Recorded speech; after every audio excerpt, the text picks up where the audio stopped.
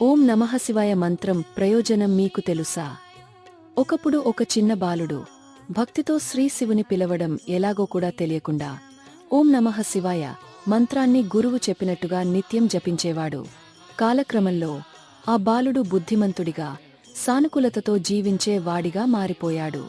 చివరికి అతను తన జీవితమంతా శాంతి, ధ్యానం, సమాధానంతో నడిపించగలిగాడు. అందుకే ఈ మంత్రాన్ని పంచాక్షరి మంత్రం అని పిలుస్తారు.